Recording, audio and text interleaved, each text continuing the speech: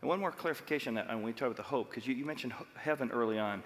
Yeah. So Christianity has a very unique view on heaven, and that heaven, a lot of people talk about heaven, you're like, boy, that sounds like a real drag. Sitting around listening to harp music, I can't even stand 5 minutes of it, let alone eternity of it, sitting on a cloud, some ethereal energy, spirit, or we all turn into clouds or birds. Christianity has a very unique view and vision of heaven, which is that it's a real place for real people. So that hope that not maybe it's going to happen, you wish it's going to happen. You said for certainty based on Jesus' resurrection that that's going to happen. But that's where I'm also emphasizing right now, Chad, the importance of Bible study, not just being a Christian. Yeah.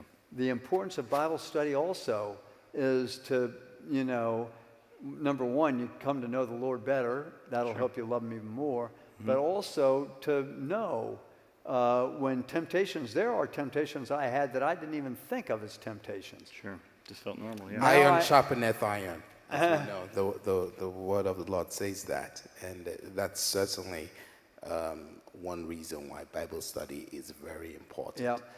And what would you say, back to the hope thing too, and you comment on that, if you were to say, how have you seen Tad rub the hope of heaven, the hope of being released from a broken body, the hope into his grief in comparison maybe to other people who come through your office? Yeah, so for the average individual, if you lead them along the line of prayer and you begin with, well, even though you might understand that you're not going to attain perfect healing here on earth, beyond this place, you will have perfect healing.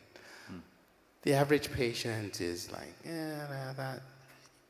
You should see his face light up anytime that word is mentioned. Yeah. I mean, this is someone that knows beyond any element of doubt, irrespective of what anyone thinks in this room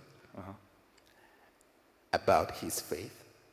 Mm-hmm. He is someone who has made that determination and has come into the acceptance and has humbled himself to accept the Lord as is. He's going through as much suffering as he's going through, and yet he can say the things that he's saying about the Lord. Right. I mean, that is deep. And it's even cooler than that, you guys? I don't have to take credit for it. As a matter of fact, I don't. Huh. He gets all the credit. Obviously, by the nature of what I do as an oncologist,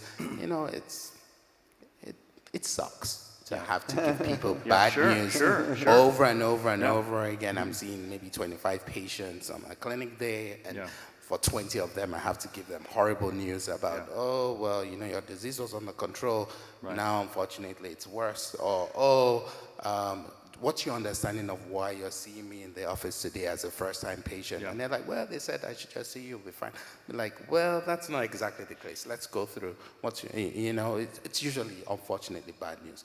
But when you see people that come in despite what they're going through, are able to come in and demonstrate so much joy, despite the fact that they were just discharged from hospital last week and then were readmitted 3 days after they left hospital, and have that broad smile and pleasant demeanor and be ready to spread jokes and joy, and most importantly talk about daddy upstairs.